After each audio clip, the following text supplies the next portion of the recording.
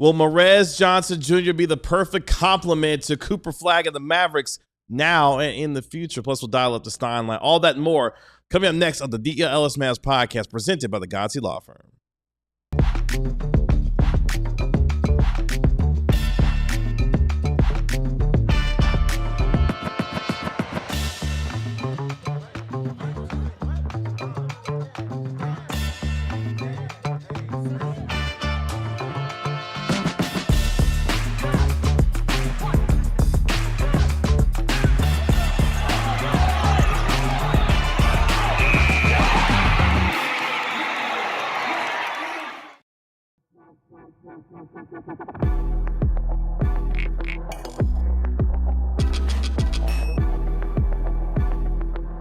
Hey, what's up? It's the DLLS Mavs podcast presented by the ALLCITY Law Firm. If you or someone you love ever finds yourself saying, I just got hit, call the official law sponsor of the Dallas Mavericks, the ALLCITY Law Firm. Call 214-I-GOT-HIT or visit IJustGotHit.com. Kevin Gray alongside our DLLS Mavs beat writer Ron Harrod Jr. and our special guest, Andrew Young, the interim president of the greater Dallas area for Big Brothers, Big Sisters. We are DLLS Mavs, your favorite guys covering your favorite team, especially when the Mavericks have a chance to get back on the floor today in Summer League play. It's our All-City Day of Giving here at the DLLS Sports and across the All-City Network. We are excited to partner with Big Brothers, Big Sisters once again. We'll tell you how you can get involved and what you can do as a part of our All-City Day of Giving as we welcome in Andrew to the program. Andrew, how are you? I'm well. How are you? Well, thank you so much for joining us here on our program today. Yep.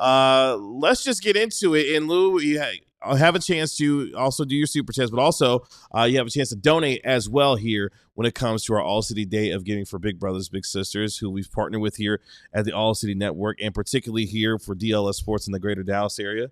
Tell us what you do and how folks can get involved when it comes to Big Brothers. Sure. Well, as you mentioned, I'm the interim market president for our greater Dallas team here at Big Brothers, Big Sisters Lone Star. We are the oldest one-to-one mentoring organization in the country. So we have been serving Dallas for 99 years. Wow. Which also means we've been serving Texas for 99 years. It'll be 100 years next year in February. We'll be celebrating our 100-year anniversary. And we ignite the promise and potential of youth through one-to-one mentoring. That's what we do. Oldest no-fee-for-service organization doing that here in the country. What that means is we pair children with adult mentors through 3 different programs, and essentially it's quite easy. You spend time, you make yourself available, and you help those children as they progress to adulthood, explore their potential, what it is they want to do in life, navigate many of life's early trials as a youth in Dallas and as a young adult, and ultimately graduate high school and go on to do great things with your life. So that's what we've been doing for 99 years. And so just what's been your role with the organization, and where's maybe some cool stories you can share with us? Absolutely. So I've been with the organization for over 9 years. And like I said, I've recently appointed interim market president. Prior to that, I was the VP of development, still serve as VP of development. And it's hard to pick one really cool story from my over 9 years of service with Big Brothers, Big Sisters. I'll say, because I did start talking about our length of service, one of the coolest things that I still really go back to and think about a lot, especially on a busy day, is I had the opportunity my first year at Big Brothers, Big Sisters as an engagement manager.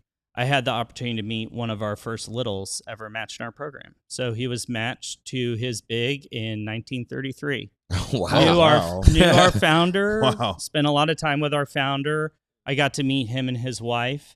He was 95 at the time when I met him, and it was an incredible experience because he was able to point back to those early experiences as a little during the Great Depression in Dallas, and the difference that made in his life. And that story is just one of many stories that we hear reflected across our organization. We meet former bigs every day who they point back 40, 50 years, say this was a pivotal moment in my life. Having that mentor helped me build a beautiful life for myself. So, Perfect. And can you talk about the need for the amount of, littles that need bigs right now and what that can be for folks who want to get involved? Absolutely. So in Dallas alone, we have over 600 kids waiting for a little.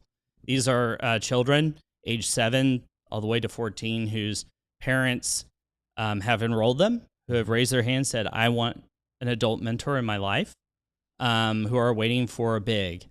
80% of those littles are young boys, specifically looking for a adult male role model in their life. And so we have a real need for mentors at any given time here in Dallas. That number has only increased across all of North Texas. But even more specifically, we need more men to volunteer and fill that role and to show up for one of those youth. So that's always an ask for us. Yeah. Well, that means you, everybody. They need you, our audience. Of course, he said you need a lot of male mentors, and I'm pretty sure there's a lot of young men looking for just someone to look up to. That's right. How can they get involved, and what's the easiest way that folks can get involved with Big Brothers Big Sisters? Easiest way to get involved beyond donating today, because all of your donations will go to support those matches. Outside of that, easiest thing to do is to go to our website, which is bbbstx.org, and just click volunteer. And you'll be able to fill out a quick inquiry about what it means to get more involved. Like I said, we have 3 different programs. I think a lot of people think mentorship takes a lot more than it actually does. It really is just being present and making yourself available to a young person. That's as easy it is. So anyone can be a mentor. We have 3 different programs that we can meet you where you're at in terms of your time restrictions, in terms of your interests, and get you plugged in. The need is great. So that's the easiest way to get involved beyond obviously donating. You can also do both. You can donate and become a mentor. So, well, we look forward to continuing our partnership with Big Brothers Big Sisters. Obviously, you can see the QR code that you see on your screen right there. You can also visit bbbs.org as well to get involved with your community, no matter whether you're here in the greater DFW area or across the country. It always is a great time to become a mentor, and Big Brothers Big Sisters has plenty of opportunities for you to get involved in your community. And part of the All-City Day of Giving is all of your donations today will be going toward Big Brothers Big Sisters and continuing to fund what is a tremendous program. Andrew, we really appreciate the time. Thank you so much for joining us here. Thank you. Look forward to what's going to be a big day for us here at the All-City Network and continue our partnership with Big Brothers Big Sisters. Thank you so much. Absolutely. Thank you. Appreciate you. Thank you, Andrew.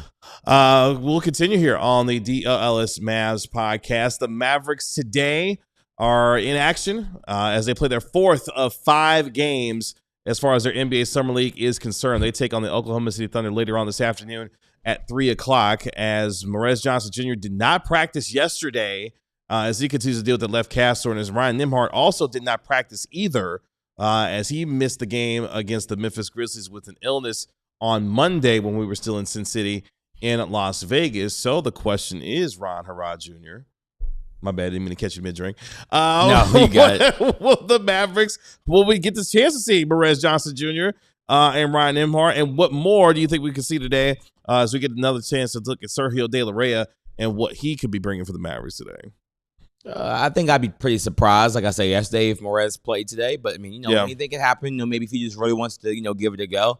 Not really sure why a player that has any form of injury would be trying to force Summer League. But I guess why the player. I don't know why the team would even allow a player to play with any sort of injury in a Summer League game. Even a preseason game would be pretty insane, in my opinion. So I'm not sure why Morez would play, especially like there's, I think Noah Weber posted a video of Morez getting worked on yesterday, like as of practice. So the calf is an injury that can linger. It just would be something I just would not, play with at all. There's a new, Mavs, complete front office here, so we'll see kind of how they play. But again, I'd be pretty surprised. Ryan Nembhard, that's a different story. Maybe Nembhard probably needs some more like on-ball, reps, and he's under contract right now. But this roster could get very, very tight, and he feels to be, at least to me, kind of on the bottom of those rosters, like maybe the 13th, 14th, maybe even 15th player on that roster. So like if you're in the bottom of that roster, you got to really show some stuff, because all it takes is one buyout to happen, or maybe the team's like, we need another veteran player after maybe they possibly move Clay, and next thing you know, you're out of a job.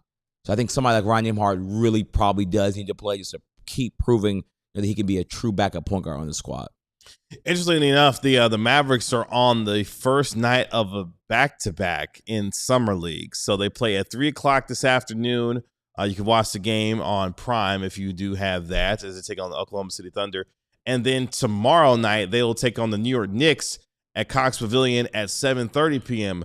Central Time. So the rare back-to-back in Summer League, the Mavericks will have tonight and tomorrow. As we mentioned, Morez Johnson Jr., who missed practice yesterday with that left calf injury. I would be shocked if he played today, obviously, as he's already played in a couple of games and missed the game against the Memphis Grizzlies. And with them being on a back-to-back, it would be curious that if he played at all for the rest of this Summer League. And then Ryan Nembhard, as Ron mentioned, I would like to see him get a little bit more action, particularly hasn't had a great Summer League so far, has had some moments, but at the same time, I think Sergio De La Reyes started to make a name for himself. Obviously, we saw what he had in the 16 points and the 12 assist game that he had against the Memphis Grizzlies. Seven Ivashchenko as well. Would like to see him get a little more run, see what he can do as well. And really for this team, continue to build a little bit of momentum after the game that they had against the Grizzlies, where they shot the ball from the three-point line extremely well. We finally got some good offense for them. It would be good to see them continue some of that against the Oklahoma City Thunder today. Yeah, and I'm looking at one of the comments talking about a Clay and Nembhard trade for Nikola Jovic. And I think just like we talked about when we were talking about the during the draft, it was like, bro, trade number 9 for 12 and 17. We kept saying, like, hey, is that available? And, like, I just don't want Mavs fans to keep getting their hopes up for something that, like, again, might not even be available again. Like, less than 2 months ago, we realized, like, no, the Thunder definitely want to move up for a player. And then the whole time, they got the same player that allegedly they were going to move up for at 12. It's like, was that trade even realistically on the table? And this feels like one of those situations, like, we keep talking about the same trade. It's like, is that an available move for this team? I'm getting, now that's being brought up this much, I'm actually getting worried that it's not going to happen. Like every single time someone puts in the chat, it makes me think, okay, this is almost too basic, where it's definitely not going to happen.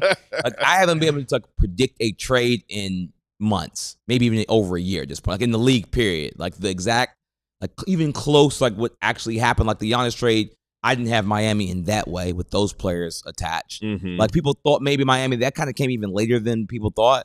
Like, a lot of these things, we kind of don't know. We have inklings of where, like, players might want to be moved. But until some true reporting happens, it can be tough. But yeah, Seva today, I'm interested to see what happens. He really hasn't had like a strong game yet. He's done like shown some flashes and stuff, but like, you know, you want to see at least him shoot like, 5 of 10, 4 of 8, something close to that. Make a couple of threes, make some pass. You want him to stay aggressive with the passing, but not turn the ball over as much. He get to kind of put it all together in one game. But 6'8.4 kind of players, what I've gotten out of him, I like to just see one game where he puts it kind of all together in one singular game.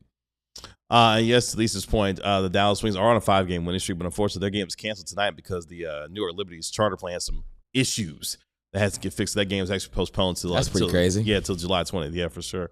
It is, of course, our All-City Day of Giving, as Tanner has pointed out on the screen. You see there our Give-A-Palooza for our Spirit Week. Today, of course, is our All-City Day of Giving. Tomorrow will be Quiz Show Friday. Shout out to Bobby Corella, who's not with us, but will be in spirit as he created the questions for us for tomorrow's show. I can't wait for that. So for $100 today, if you donate $100, Ron becomes a referee. Yes. You will don a ref shirt and everything else. Mm-hmm. For $200, you get a whole KG Homer segment from me. 15 minutes of the most straight, wild Homer takes that I could possibly give you. $300, Bobby does the cliches.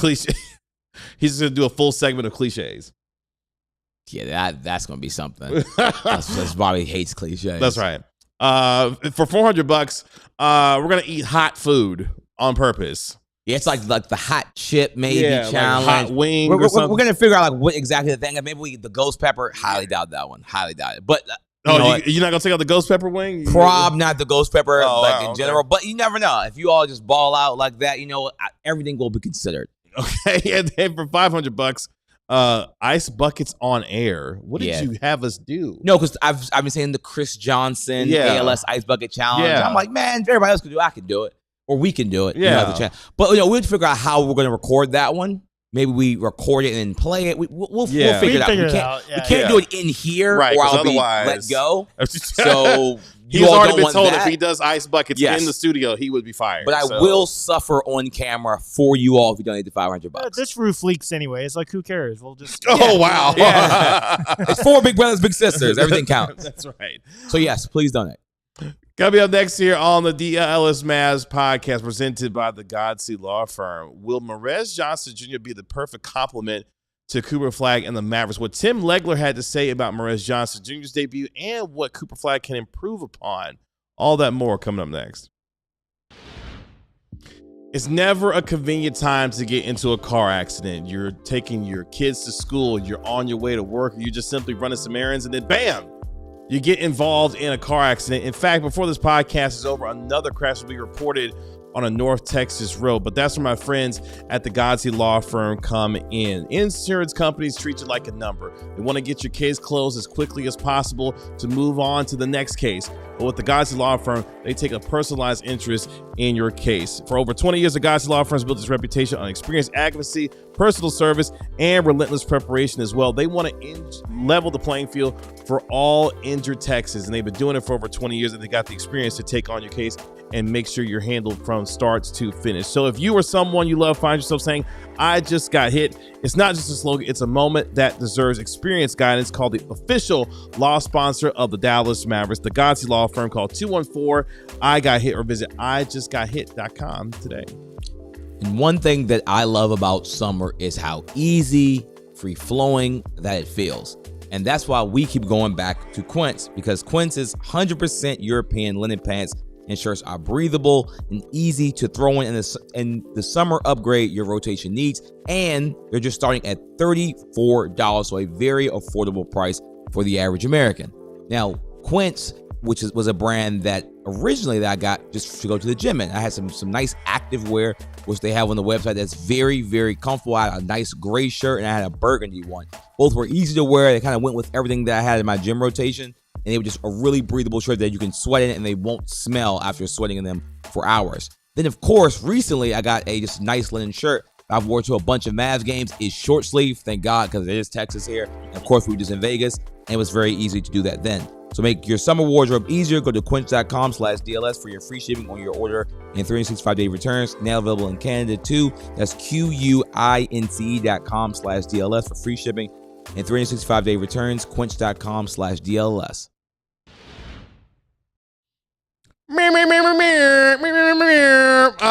It's our All-City Day of Giving here on the DLLS Mavs podcast. Will Morez Johnson Jr. be the perfect complement to Cooper Flagg? We'll get into that in just a moment. But before we get to that, bang. Shout out to sports guy T.O. That's right. Who drops in the $100 donation for Big Brothers Big Sisters to make Ron Morez Jr. become a referee. Yes. So we'll have the whole get up. I'm ready. So at some point, either tomorrow or later, probably next week. Yeah, probably next week. We'll figure it out. Ron will be a referee where at some point myself and Bobby will just give off takes and you get to decide whether or not, you know, it's a foul take, bad take, whatever. Yeah, GM Ben is supposed to buy me, like, I guess, a little shirt and whistle, I guess we'll see. Yeah. So should we wait until Stein's here to do it so that way Ron can blow like the whistle off Stein? Imagine him blowing a whistle on a Stein take. Stein would just any Stein like news that I don't like. He's getting the whistle. Exactly, that's right. He's getting the whistle. So shout out to Sports Guy T.O. with the $100 donation to Big Brothers Big Sisters, and also Lanesso with the $5 donation. Sir, Lanesso. Shout out to Big Brothers Big Sisters. So again, it's our All-City Day of Giving and it's Spirit Week here at the All-City Network. All of our donations today will go to fund Big Brothers Big Sisters. You can visit bbbs.org to get involved to become a mentor, or you can donate right here on our program for all of our shows today. Definitely too. What's gonna happen is I'm gonna get GM Ben to buy the costume. I'll wear it on the show, but then I'll also re-wear that thing for our Halloween episode. Yeah, become the referee. So for Halloween, I'll be the referee and for the show. So thank you again, T.O. and Lil Nessa. Shout out to you. By the way, like, comment, and subscribe to the video that you're watching right now. I need 100 likes before the end of the show. So make sure you hit the like button while you're here. It's very easy, very quickly to do that. Hey, I have something to add to this. I think so what it is this is like we're adding up. So Yes. like we're at 100. Okay, I was just making sure we knew like we're $105. So like for our show. For $95 more, we'll get to KG. Okay. Yeah. Just making sure people knew, we understand. Like, you didn't have to donate it all at once to get. So $95 more dollars, and KG becomes Homer / Peter Griffin. So for we're $405 away from your ice buckets on air. So Good God, the ice bucket. So I'm gonna go. I would love you all to donate.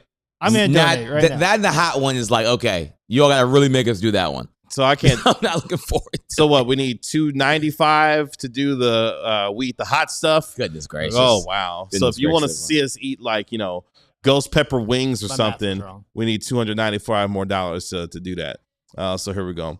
By the way, yes, make sure you like, comment, subscribe while you're here as well. Let's get into it because Morez Johnson Jr., we may not see him today. He's been dealing with left calf soreness as the Mavericks play at 3 o'clock today against the Thunder, and they play tomorrow night against the Knicks at 7:30 as they conclude their Summer League play. They did not win enough to qualify for the Summer League tournament, so you will not see them beyond these last couple of games here. Oh, wow. Are you excited about that? It was just my arm. That was just a reflex? My arm was just doing something. Oh, okay. I was not sure what it meant. Okay.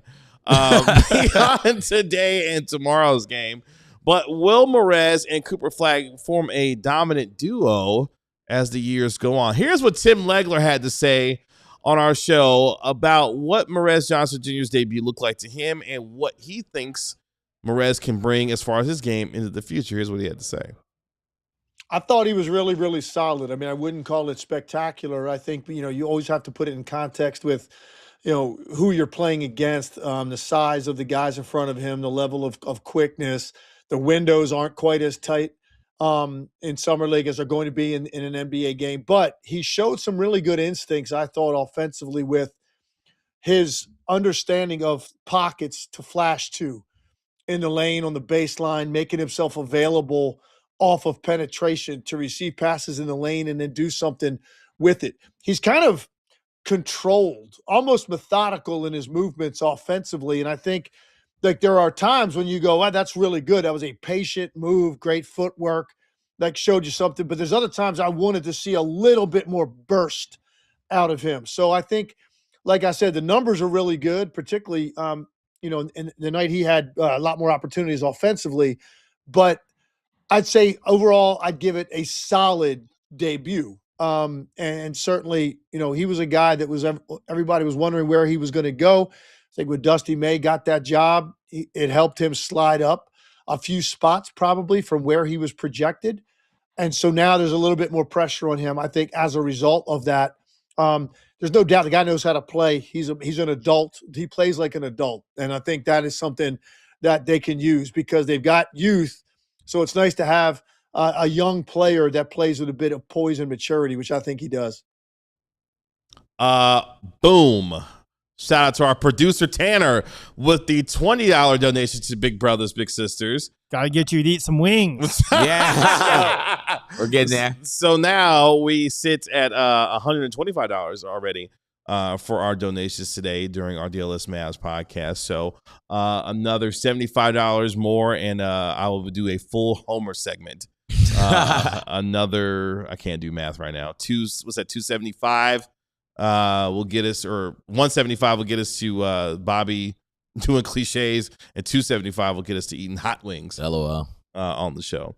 What do you think as far as Morez Johnson Jr.'s Summer League debut? You heard what Legs had to say, calling it a solid debut. Wants to see him be able to operate a little bit more in space with a little bit more burst. He saw some of the things that we saw in terms of some of the float game, some of the touch around the rim. What did you think about his debut as far as through Legs' evaluation there? Yeah, so I mean, like Lex said, I thought Morez had a pretty good, it's a solid debut. I think what's kind of like, while no one outside like Mavs circles are talking about this, because there's been just even better probably debuts of players. Mm-hmm. Players have just had better games. I mean, even like last night, Steinbach had over 20, he had like 15 boards. Braden Burry's coming off a game where he had over 20 points. He had 8 rebounds. He had 6 assists. He had 4 steals. Like, there's just been extremely, huge games in Summer League. Even Malik Thomas, who was a second-round pick, has had like multiple 30-point games in the Summer League. And of course, we know the top 4 has been every player has at least scored 20 points in a game. So like, even though Morez has like had a solid debut, he's just been buried because there's been so many elite performances in Summer League. And like every year, there's some pretty good performances. This year feels like the most like amazing performances I've seen from like the lottery players in a while, if not ever.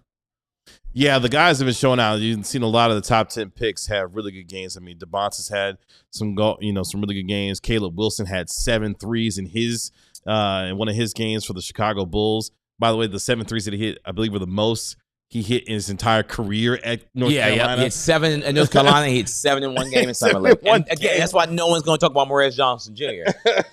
I mean, but in a game that had his former Michigan brethren in it, and Jackson Lindenborg, who had a good game himself for the Golden State Warriors, I mean, Rez put up 27 points on 12 of 17 from the field and did a lot of the things, stuffing the stat sheet, whether it would be blocking shots, erasing mistakes of his teammates, being able to make some of those hustle plays, get down in transition as well. As we've seen as the summer league play went on, his connection with Sergio De La Reyna continued to get better as well. We know what kind of lob threat, Morez could potentially be in this league as well. And it begs the question, what will he look like alongside an improving Cooper Flagg? Here's what Legs had to say about the things that Cooper Flagg can improve on going into year 2 that could really turn the corner for him and become a top 15 player in this league. Here's what he had to say. I think the 2 biggest areas for me are, one, clearly the consistency with the 3-point shooting. I would have loved to have seen like the second half of the season or like post All-Star game splits. If he had taken a jump to 38%, something like that, you're going, okay, that's great, because he worked on it throughout the year, got more comfortable with the shots, how to get those shots, make those shots consistently. He actually shot the ball worse from the 3 post All-Star as he did pre-All-Star. Neither one. Now, part of that could be rookie fatigue. You hit a wall. He played 70 games. This first time he's done something like that at that level. That clearly is the area that he has to show the most improvement. Minimum, I think his goal this year, try to get his season percentage into the 35-36% range. That'll get you within reach of 38 by year 3, and maybe you approach 40 as you get into years 4 and 5, because he's going to be, and I think needs to be, a high volume 3-point shooter. I think he, not the extent of like a Luka Doncic or an Anthony Edwards, because he's so good at getting downhill. He's so physical. He's got great size, but that is going to be a shot that he can get whenever he wants, a step back 3, and he's got to shoot at a higher rate to be more efficient. I think the other area is, he averaged just under 5 free throw attempts a game. He's a very physical offensive player, but I do think sometimes he goes downhill. He takes shots before he wants to. He shoots off stuff off balance a little bit to get a shot up on the glass. If you could go study film on some of the guys in this league that are so good at drawing that contact, drawing that bump when you get downhill, being a little bit more patient down there to work guys with the up fakes and then lean ins. I think his free throw attempt number this year should jump to 8 a game. As much as he's got the ball, as physical as he is, as good as his handle is, I think his free throw attempts are still, there's a lot there for him to grab. So those would be the 2 biggest areas, I think, 3-point shooting and figuring out a way to control defenders a little bit more with patience and a little bit of guile, if you will, and using his contact to even get your team 2 to 4 more free throws a night. I think it's going to matter, particularly in the fourth quarter. Yeah, I think Cooper Flagg's going to get a better whistle in year 2 than he did in year 1. Because at times that we were watching these games, the amount of contact that Cooper Flagg would absorb during games and the lack of foul calls that it generated was kind of staggering at points. So I'd imagine going into year 2, as Tim started to mention, that free throw attempt number should go up given the amount of contact that Cooper Flagg absorbs during games, and more importantly, is willing to play through in order to try to get himself, opportunities at the rim. And to your point, you started to make about, 3-point shooting. That would be a fantastic jump for him as well there. Yeah, I mean, Cooper Flagg doesn't really know how to grift yet. I mean, we saw AJ. AJ DeBontis like in game 1 of Summer League, grifting, falling hard, faces. Like that's a legit like art now in the NBA. Like the best players do that. Flagg, if he gets the foul call, it's really not because he's kind of grifting. He kind of just like getting actually like smacked in the face. Yeah. So like in some ways, people are like, yeah, I respect that from a basketball fan. It's like at the end of the day, like you just kind of want your play to get to the line. You kind of like even have to over exaggerate fouls, even if you're actually getting hit. It's kind of like if you get hit on the arm, just like fling the arm in the air randomly. And like, again, Madison's watched Luka Doncic do this for like over 5 years. Like, he just was good at just like making it look like he was dying every single play. I mean, the World Cup is on, Mbappe looked like his leg flew off. Like, this is a real thing, man, in the NBA. And Flagg in year 2, I'm pretty sure we'll be doing more of that. But, in Summer League, I saw Cooper Flagg, his trainer, Matt McKenzie, friend of the show, Matt McKenzie. Cooper Flagg was one of 2 players I saw with a trainer there. It was Cooper Flagg, Matt McKenzie, and it was Caleb Martin, his trainer. These are the only 2. Now, I'm not saying that the other players' trainers were not there. These are the only 2 trainers that I saw with my 2 eyes, Omar and Matt McKenzie. Those are 2 trainers that accompany the players at Summer League, which means, as we know, Cooper Flagg, him and Matt McKenzie are like this, as he told us on the show. They're working out whenever they can get a workout in. Like, Cooper Flagg is going to be better in year 2. Like, I have no ifs, ands, or buts about that. The question is, like, better at what? And that's what I'm kind of waiting to see. Like, right now, with the jump shot, like Cooper Flagg, I think it was NBA University had like a graphic. He was like one of the worst jump shooters in the NBA last season. As we already know, we don't have to kind of revisit that. But I'm interested, like, how much better will the jump shot be in year 2 with a healthy wrist and healthy ligaments and stuff like that?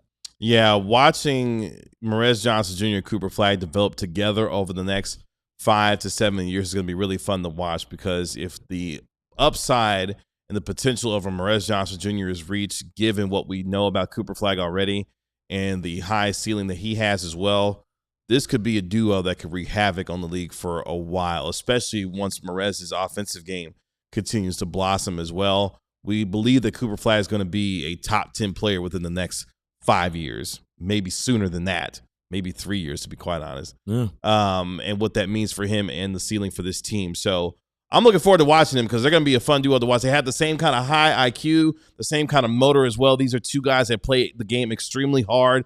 Every single possession they're playing extremely hard, and I think they'll feed off of one another, and in turn, that will be infectious to their teammates as well, seeing 2 young individuals play as hard as they do, as consistently as they do, and what that does for the overall attitude of the team, and how that will allow Dusty May to get after not only his best player, but the other guys on his team as well.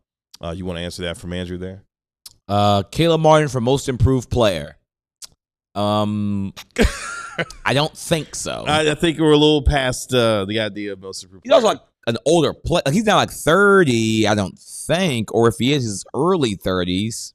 I don't think he's 30 though. He's approaching the. But yeah, he's the point is he's a veteran player. Like, yeah, not gonna win MIP is out the question. Yeah, like maybe 6 years ago. That's sure. Right. Coming up next year, give me one Mavs trade that you still want to see happen this summer as we continue our All-City Day of Giving here on the DLLS Mavs podcast, presented by the Godsey Law Firm.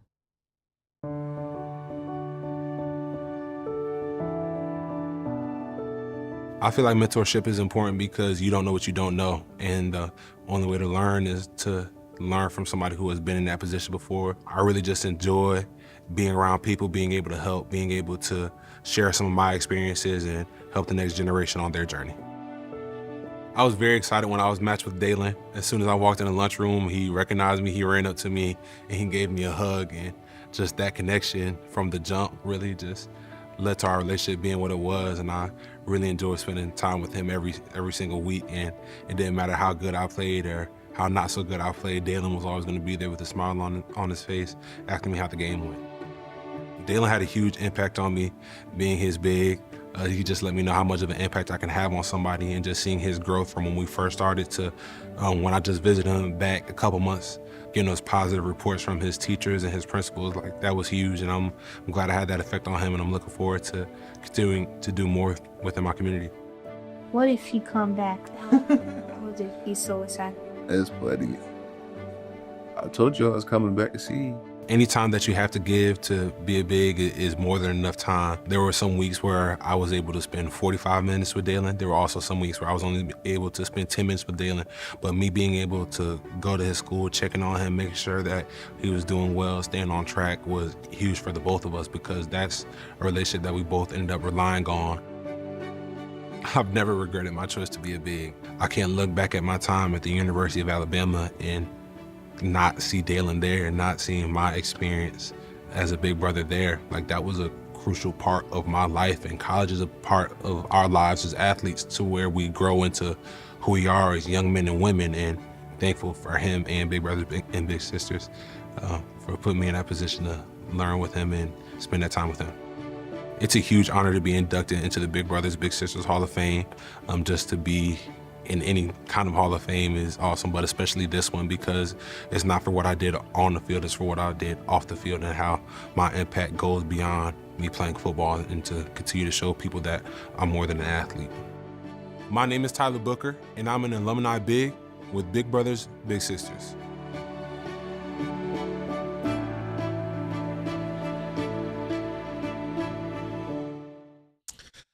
Shout out to Tyler Booker representing the Big Brothers Big Sisters program. And, of course, today is our All-City Day of Giving here at the All-City Network. We've already had $125 donated here on our show alone today as Ron will become a referee at some point here very soon. We're $75 away from me doing an entire Homer segment on the show. You can see the other donation tiers as well. $300. Bobby will do a full segment of cliches. $400 will see us eat. I've been just saying hot wings because wings. That's the easiest one. Hot chip hot challenge. Cheetos, hot food stuff. I know. And then $500 will get us ice buckets for the ice bucket challenge as well. And the question is though, in our chat today, we'll have our guy Stein come up here in about 10 minutes to conclude our show. After the fake trades go. Yeah, that's right. After the fake trades, of course. Give me one trade that you still want to see happen this summer for your Dallas Mavericks. The Mavericks, of course, have a $20 million trade exception courtesy of the Anthony Davis trade that they still have available to them. There's some reporting from The Athletic earlier today that the Cavs might have to attach some draft compensation in order to move Max Strus, who is, of course, making $16 million on the final year of his contract with the Cleveland Cavaliers. The Mavericks could use some more shooting as well. I know they've signed Tarek Babirovic as well to help out with some of that. But a guy, Max Strus, who's been around the NBA for a long time, is available as well potentially. So give me a Mavs trade that you want to see still happen this summer, Ron Harrod Jr. Yes. So Spotrac.com, shout out to Spotrac, has a nice trade machine because they're the contracts, one of the many contracts platforms. So they can show you what teams in the first 8, what teams not in the first 8, and all those kind of things. So if my tab would open, okay. So in this one, the Mavericks, which this trade was successful, why wouldn't I bring it up, everyone? The Mavericks acquired Drew Holiday, makes $34 million this year, playoffs for $37 million next year. So this is an expensive contract, which is why I think Portland would possibly, I'm not saying guaranteed, would possibly say yes, especially for a player that will not start. It's a very expensive bench player. And the Trailblazers would acquire Klay Thompson, shooter, and Caleb Martin. And I did not know that the Caleb Martin name would come up in the chat. I did not know that. Not the reason why it's on here. I mean, I think Caleb Martin could provide some type of value to the Mavericks if he's on the team. But their contracts, plus what the Mavs have on the cap right now, would make this trade successful. So no picks involved. Klay, Caleb Martin for Drew Holiday. And that just goes straight up. And the reason, again, why Portland, why would Portland do this?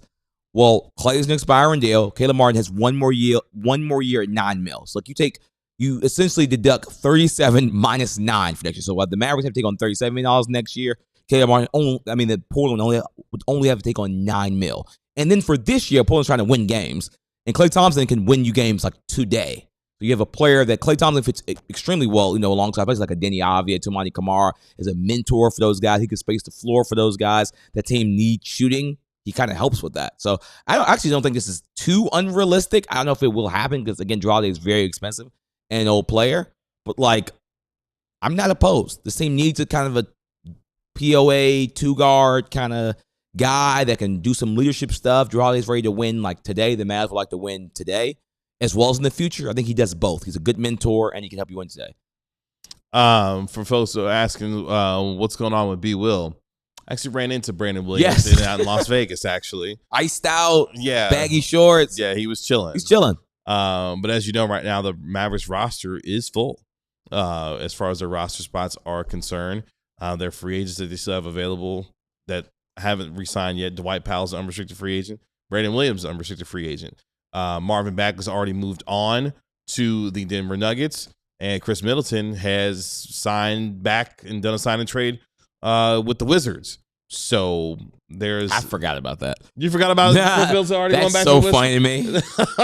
But yeah, he's back with the Wizards. So a trade I would like to see happen, and I started to mention a little bit ago. Why not do the Max Strus trade? So this comes from Fred Katz of The Athletic. He's saying that the Cavs could opt to attach a draft pick to the contract of Max Strus in order to pay LeBron James more than a minimum contract. Now, of course, LeBron James still has a free agency decision to make. We've talked a little bit about on the show of guys that could be available if the Cavs decide and LeBron decides to go back home again, who could be available. Max Strus is one of those guys that could be a casualty because of LeBron James potentially signing for more than a minimum. Wouldn't mind Max Strus here at all. As a guy who's been a knockdown shooter for a long time in the NBA, makes $16 million. Solid defender, like not like amazing, but like average neutral, which is for this team, great. To be a neutral defender and a good three-point shooter on this team is like a dream, actually. There's no one really that fits that build. Like even, well, I guess like probably Chris. Even Chris is probably like maybe slightly below average. Maybe. Like, is this because he's like pretty skinny? But yeah, that'd be great. But we also got an anonymous $20 donated to Big Brothers Big Sisters. Oh, let's go. I would love to know who you are. We'd love to shout you out. You know, don't lie in the comments. If it's not you, do not say it's you. This is a very truthful podcast at all times. But yes. Thank you for the $20 donation from the anonymous donator. Mm-hmm. So that brings us to what? $145 as far as our total is concerned for the DLLS Mavs podcast today. It's our All-City Day of Giving here. All donations go to Big Brothers Big Sisters. You can go to bbs.org to find out how more you can get involved as far as being a mentor. And you can also donate here today during our show and throughout all of our shows here on the DLLS Sports YouTube channel. So that means we are now $55 away from me doing an entire Homer segment here on the podcast. But yeah, Max Strus I think would be good for here. Yeah, I mean, also some people just want to trade that Lakers pick. They want that pick gone. We got two people saying, yeah, get that pick out of here. Like, all right, Gal, because the Lakers 29 picking Gafford for Luka Doncic. I don't think so. I think they're going to pass on that. Yeah. Hot take. Brood level, Lakers 29 pick in Lively for Braden Burries.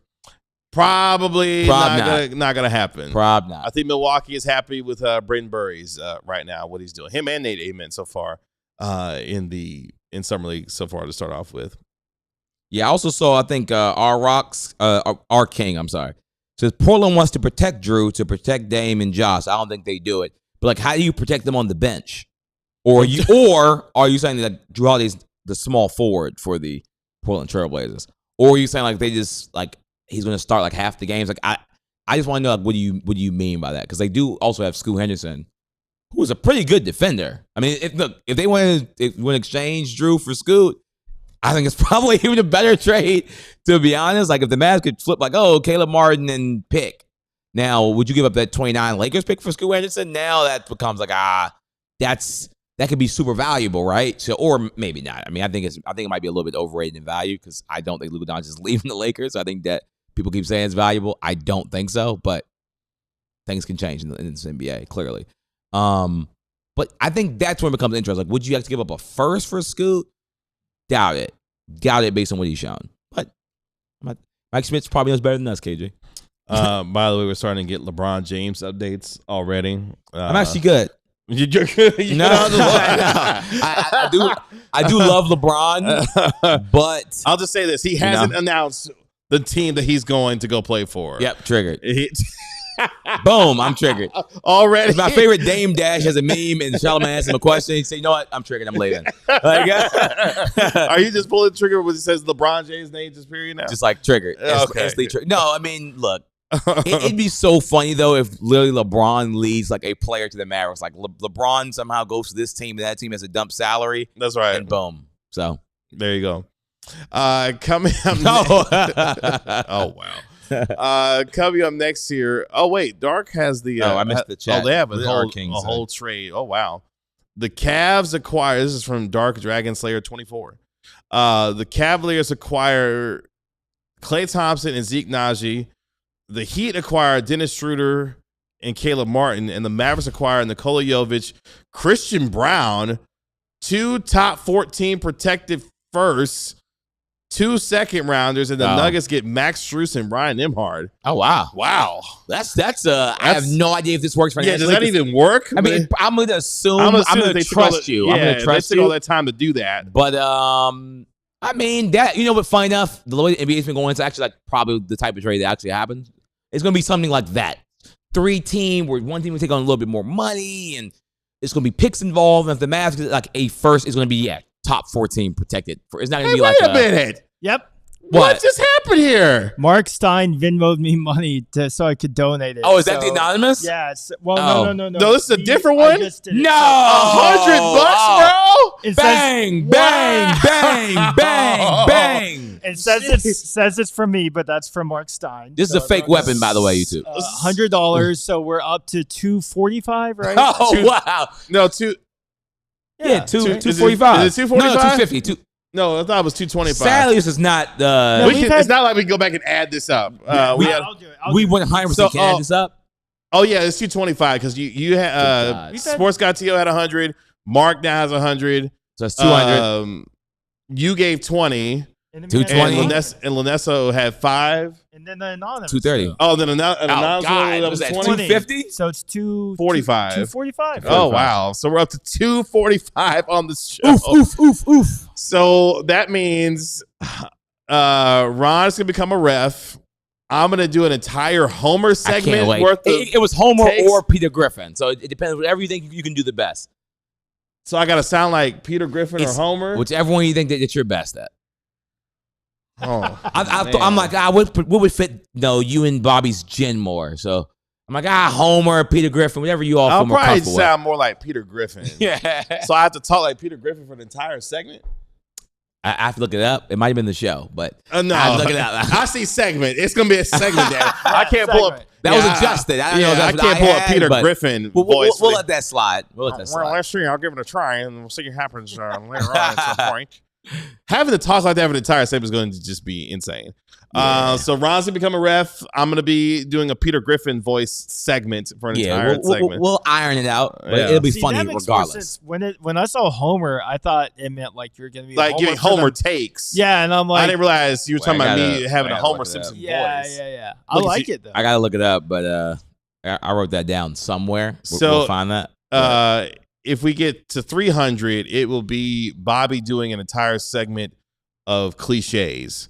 So as he's talking, he'll just throw in cliches throughout his entire segment. Well, that's another $10, so we're up to $255. Oh my gosh, D-Line, what you laughing at? What you laughing at, D-Line? Bang. Are you laughing at my Peter Griffin What do voice? we get at 300? Bobby does cliches the whole I'll podcast. have to do that for an entire segment. Yes. Talk like that for an entire. We should have made Bobby becomes Mark Cuban. That would have been at 300. What? That should have been that. Just Bobby does whatever he deems Mark Cuban to do. Or the Mark Cuban shorts actually, or something. Oh, that would have been something. For the Bobby one, it should be like, he can only speak in cliches, right? Yes, only speak in cliches. He'll talk, it's like everything he says has to be cliche. You know what? We're gonna play hard. Yeah, that's it. I really wanted to win this one. Somebody playing soft coach, like there's no you know what I'm saying? So what are we up to? 255 now? 255. All right. Well, let's take our final break here so I can. I guess we'll have to take a break. But Stein's calling. Give me like 1 second. Yeah. Okay, cool. Yeah, I'm trying to look for like the message thread, but sadly this. If we could curse on the show, I would definitely curse Stein out for doing what he did, but it's fine. Oh yeah, that's a good point. It's go ahead and do it. D-Line, it's like Bugs Bunny doing Al Capone, but it's Peter Griffin. Yes. That's exactly what it's like. That's exactly what it's like.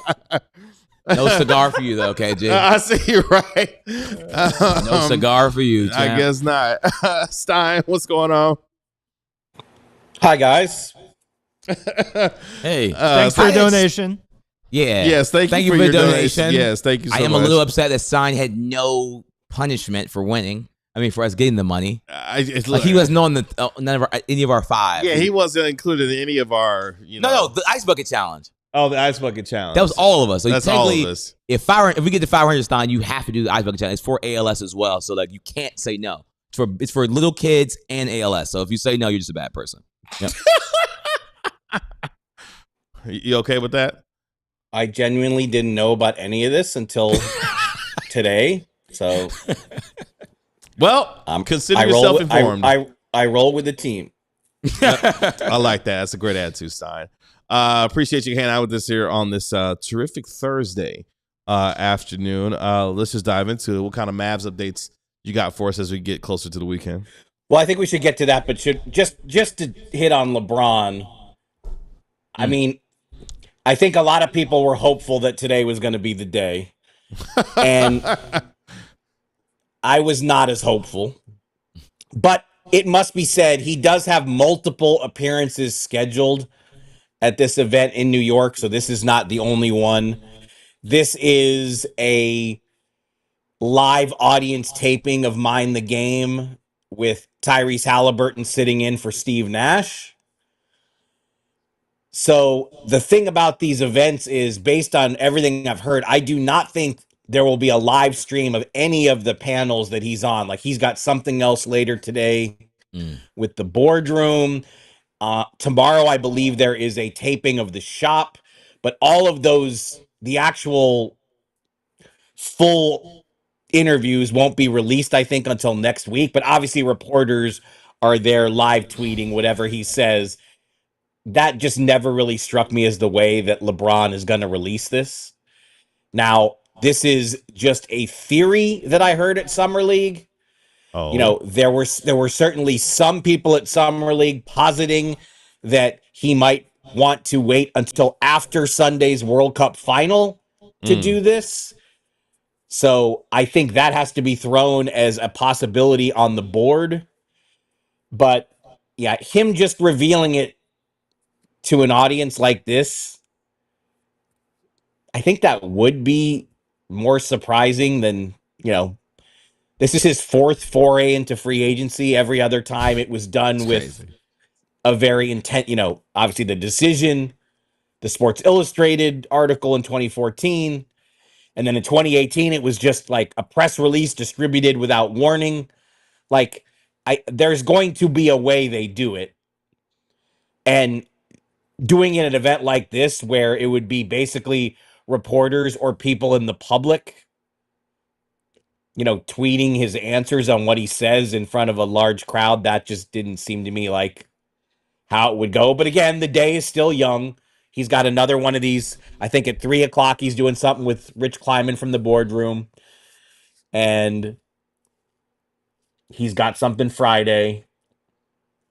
Busy man. We'll have to see. We'll have to see. Does this happen this weekend before the World Cup final? I'm not so sure. If I was LeBron James and his marketing team, the second the World Cup is over, it flashes to his high school gym in Akron, Ohio at St. Vincent St. Mary. That'd be hilarious. And you just see LeBron walking into his old high school gym, and he's looking around at his old jersey. He sees his number 23 retired in the rafters. And then it flashes to him walking to the Cleveland Cavaliers arena. Yeah, the arena. And then the simple words come up on the screen. I'm coming home. ... For It's like good. a Nike logo at the bottom. With the Nike logo at the bottom. I'm coming home. ... For good. And then it fades to black. And that's how he announces that he's coming. That's hilarious. Back to Cleveland. That's or he goes to play with LaMelo Ball in Minnesota. Oh wow. And that's Ronald's dream. Or Tyrese Halliburton in Indiana. Who knows? Yeah. We know he's not coming to Dallas, we think. No, Masai's here. He could come from Masai. I mean, we do have oil, gas, and Masai. I mean, not the worst reasons in the world, to be fair. You know, and Cooper Flagg and Kai. Golf. We have Yes, golf. there's also golf here. Like, There's also you're golf. around golf, basically. Yeah, that's right. So there's a lot of things that come with Masai in Dallas, to quote Rich Paul. But we won't worry about that for now. What real Mavs updates do you have for us, Stein? Well, I have to say, a tweet was forwarded to me yesterday lamenting that I never give updates on Gaff, PJ, Cissé, and B. Will. And I had to express some genuine surprise.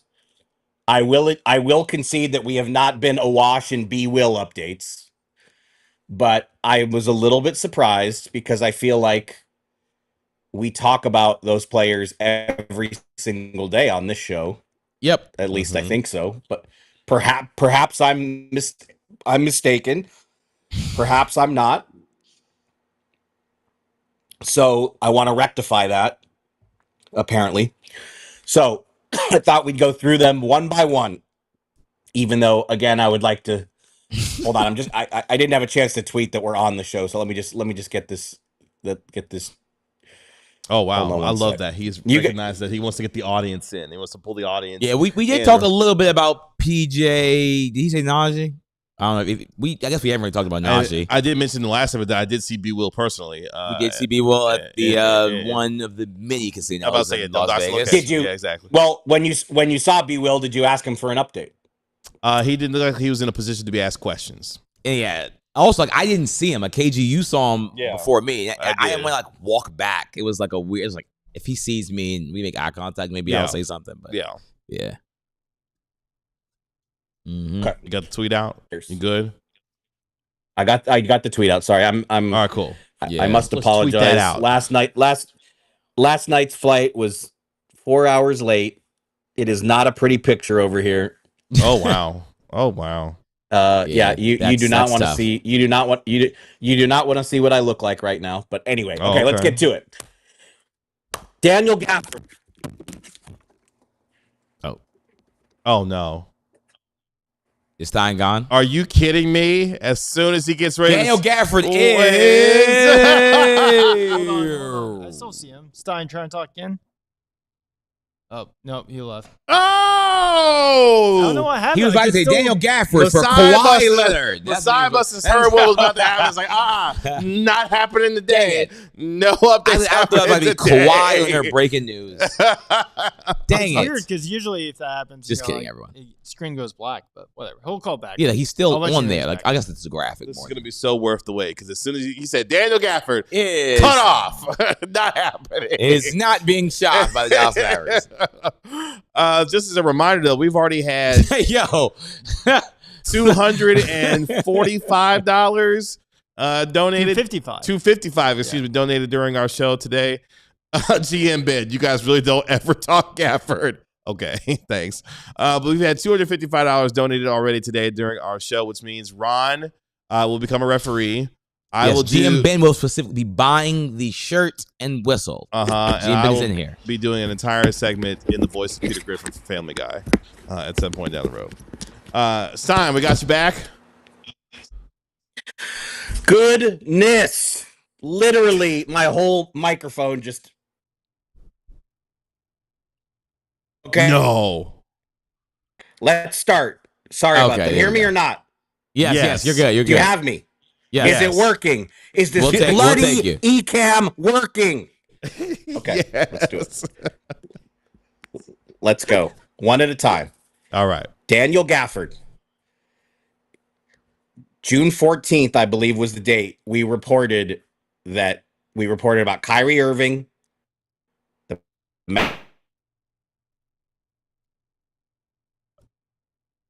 Reported Daniel Gafford, Klay Thompson. Hold on.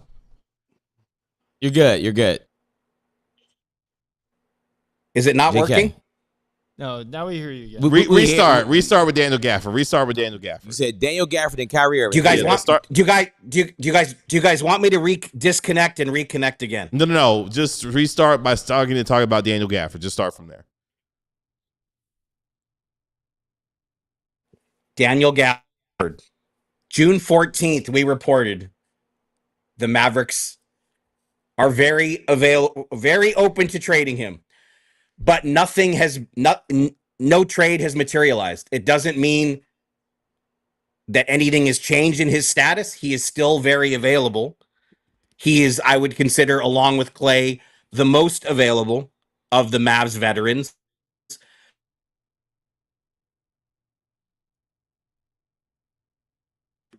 That the Mavs want to accept. At the trade deadline, they wanted a first-round pick in a Gafford trade. I was told there was one scenario at the time in February where that might have happened, but the team involved made a different move. Before the draft, I was also told the Mavs were still seeking a first.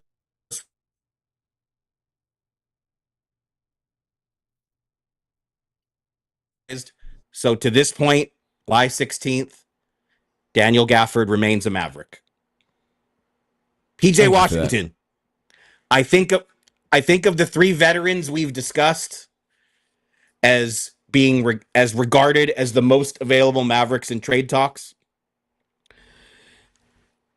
I think PJ would be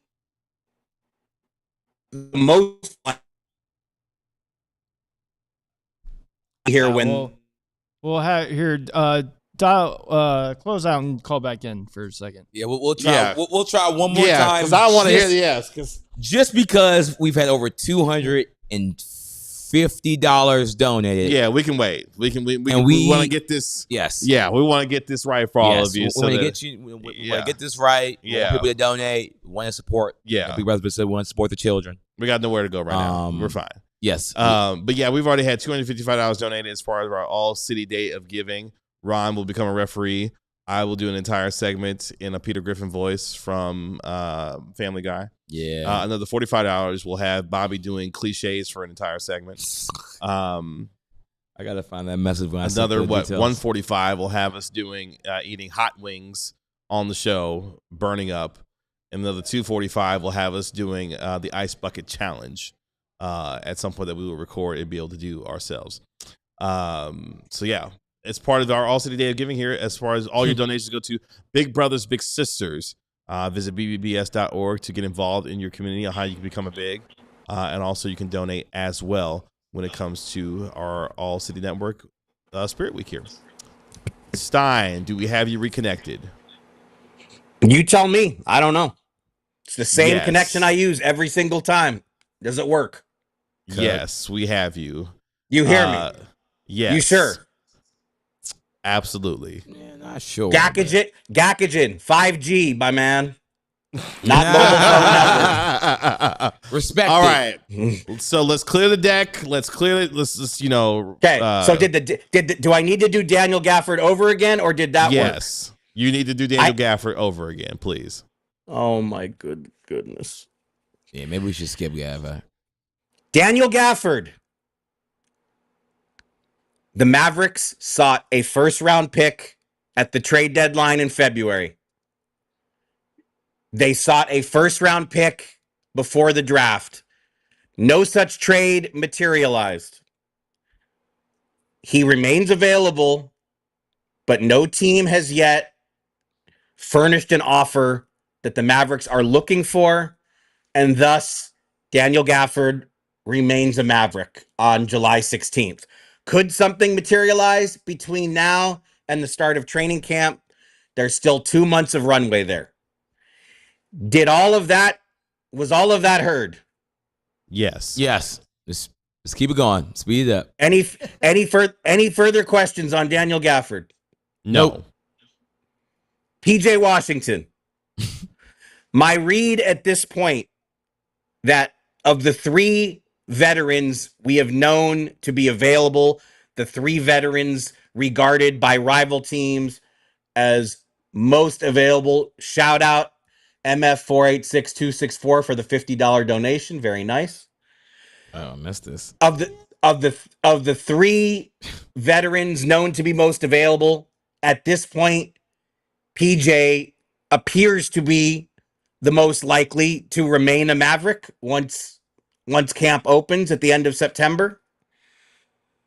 We know Masai Ujiri likes his wings, although there are clearly many, many, many wings on this roster. If PJ starts the season in Dallas, I think the Mavericks will cope just fine. Did all that register? Yes. Moussa Cissé. The Mavericks have extended a two-way qualifying offer. Pepe Sylvia, it's the same equipment I've used every show. Just maybe it's not me. Maybe. Let me throw that theory out there. Moussa Cissé remains in search of a standard NBA contract, whether that's from the Mavs or elsewhere. To this point, he has not secured the standard contract he is in search of. And my read would be that he's going to try everything he can to get that standard contract before acting upon the two-way qualifying offer. So I think patience is going to have to be applied in that scenario because he has no reason to just do this fast. And the Mavs, of course, as we know, do not have an open two-way spot as we speak. B. Will checked on this yesterday. This is new. We have not discussed this yet. Brandon Williams is one of those free agents who is currently being held up by LeBron James. There's a handful of free agents who are still out there. Lots of name guys, including DeMar DeRozan, Bradley Beal, Russell Westbrook, former All-Stars from that category. So it was suggested to me that once LeBron makes his decision, that should, underline should, bring some clarity to the B-Will marketplace. The Mavs, as we know, they already have 15 standard contracts, but teams will go above that this time of year. So, we're going to have to see. And this was not mentioned in the tweet, but I'm actually surprised it hasn't been mentioned yet in chat, but I am sure the numerous Dwight Powell fans out there want to know about Dwight Powell, as do I. I've been asking repeatedly. He's another free agent who is going to have to wait this out with LeBron. Is he going to be back in Dallas? A question I do not have the answer for as we speak on July 16th. Did the audio hold up for all of those updates? Yes, it did. And I want to ask a question real quick on the Brandon Williams front. What is your read on the sense that the Mavericks want to bring Brandon Williams back, or is that unknown at this time? I would say unknown. I mean, look, when you look at the roster, I don't know that there's going to be room for another guard. But I also think we have to see, we talked about this before, because the Mavs have most of their mid-level available, and because they have that massive trade exception, once LeBron James's future is decided, I suspect their phone will ring with potential trade offers to take in salary into those exceptions. And I would imagine the Mavs' appetite to do so is going to be what kind of draft compensation, what kind of sweeteners are thrown in. If Cleveland has to move Schroeder, they for sure are going to have to attach something. If they trade Strus, maybe that's more of a debate. But you notice now, I believe in both Schroeder's case and Strus's case, and I need to double check this with a cap expert, but I believe in both of those cases, those salaries would be too large now to fit into what's left of the mid-level, because unless there was another cap miracle that just has not been described yet, the Mavs did have to use a small portion of the mid-level to sign Biberovic to his trade. So you would have to, and that, now, if I think like Bobby would love the idea of Strus coming here, Bobby has said that. I think that means Strus would have to fit into the AD trade exception, but I'm putting my hand up and admitting I do not know that for sure. I got to run those numbers with a cap expert before I am certain, but that is my presumption as we speak. And that is the case. Max Strus makes over $16 million in his final year. Yes, okay, so Max Strus is definite. If Max Strus has to go into the AD trade exception. I think Schroeder's at 14. Is Schroeder at 14.9? He's 14 point something, if I'm not mistaken. Yeah. So he has more years left. If the Mavs indeed used $3 million of their mid-level to sign Biberovic, then that would also have to be. But what I'm saying is, because the Mavs have that massive exception, you would imagine their phone's going to ring.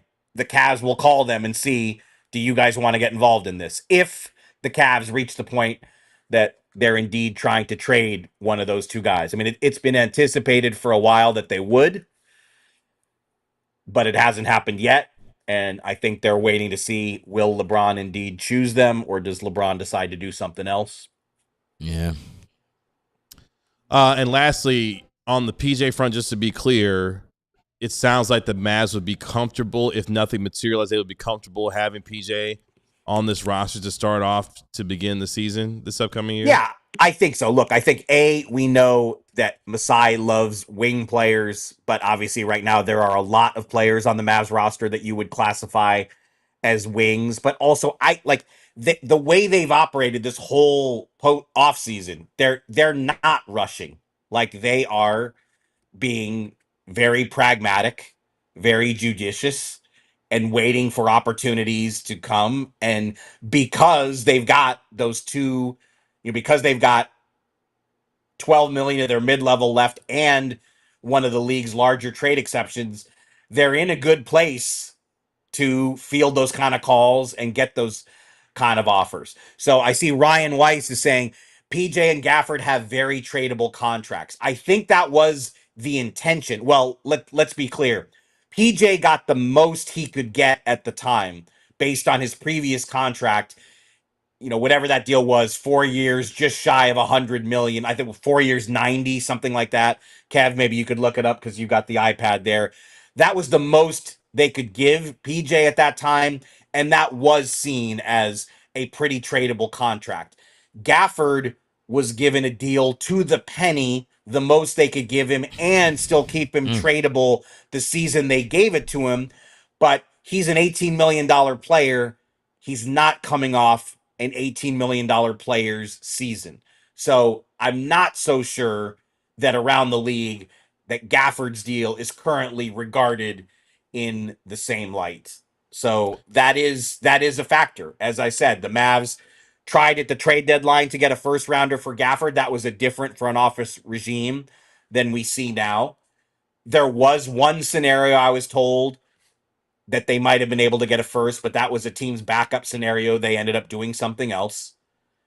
And then before the draft, the Mavs tried to get a first for Gafford, and there were no trades available where they were getting a first. So it's trickier now. So you could also make the case, should they wait?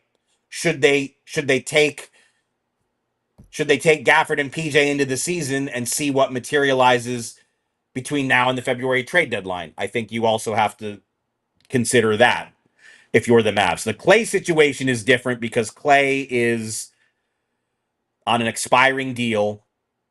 We know that if he were bought out, there would be a line of around the block of teams that want him. But as I reported earlier this week, the Mavs to this point have given no indication that they want to do a buyout. But it's still pretty early in the summer. If no trade materializes, is that a permanent position, or is that a position that the Mavericks would move off of? Time will tell. And one final note on PJ's contract. His 4-year contract extension kicks in at the beginning of this upcoming season, and he has an escalating contract. So he'll make $19.8 million this year, $21.3 million in 27-28, $22.9 million in 28-29, and then $24.5 million in the 29-30 season. He'll be an unrestricted free agent heading into the 2030-31 season. So just something to keep in mind when it comes to PJ's contract. He's on that escalating contract for him here in Dallas. Stein, anything else before we let you go? No, I'm just glad that this is actually working now. Well, thank you for hanging out with us and getting through that with us as well. Good stuff, great information, and I'm sure. Did you see GM Ben? I just saw GM Ben's comment about what he said. You guys really don't ever talk Gafford. Oh yeah, we saw that. Yeah, that was a bit ago. Yeah, a little bit ago. So clearly, the tweet I saw was his burner. That's right. Get ready to get aggregated like hell here in the next couple hours. Congrats. We'll talk to you later, Mark. See ya. See you guys on Tuesday. I'll be right there on Tuesday, right next to the Juno's bucket. All right, we'll see you there. No, the Juno's barrel. My bad. That's right. Appreciate you. Bye, guys. Safe. That's our National Insider, Marc Stein. We did have an update in our donation bucket. We did. As someone dropped in $50. MF486264. Thank you for the $50 donation, which means we reached $305 today on our DLLS Mavs podcast, All City Day of Giving. Here. Yeah, appreciate you. That means each of us are going to do something. So, Ron, you're going to be a ref. I'm going to do an entire segment, apparently, in Peter Griffin's voice from Family Guy. And then Bob is going to do an entire segment speaking in cliches. Let's go. That'll be a hell of a thing for him to return to when he gets back from vacation. Let's go, man. That's right. So, yeah, shout out to Tanner, who's making us do stuff by giving us money as well. Stein for giving us money and making us do stuff as well. And every single donation that we had today. Also, thanking to Andrew Young, the interim president of the Greater Dallas marketing arm of Big Brothers Big Sisters, for joining us on the program as well. If you want to get involved, visit bbbs.org. You can become a big to a little. You can also donate as well. We are continuing our All City Day of Giving throughout the entirety of the day. We appreciate all of you spending your money and donating to Big Brothers Big Sisters as part of our Spirit Week here at the All City Network and DLLS Sports. We are back tomorrow to recap the Mavericks game that they have later on today. They play the Oklahoma City Thunder at 3 p.m. You can watch that game on Amazon Prime on the first night of a back-to-back, a Summer League back-to-back, where the Mavericks take on the Thunder today and the Knicks tomorrow. We'll recap today's action on tomorrow's show right here on DLLS Sports. Shout out to our guy Tanner, made us look good and sound good as always. Thank you, sir. Again, thank you to Andrew Young of Big Brothers Big Sisters for joining us as well. Our guy, our national media insider, Marc Stein. That is our DLLS Mavs beat writer, Ron Herod Jr. I'm your man, Kevin Gregg. We are DLLS Mavs, presented by the Godsey Law Firm. We'll talk to you tomorrow at 12 p.m. right here on DLLS Sports. Y'all be good. Peace. We all silly like the mayor.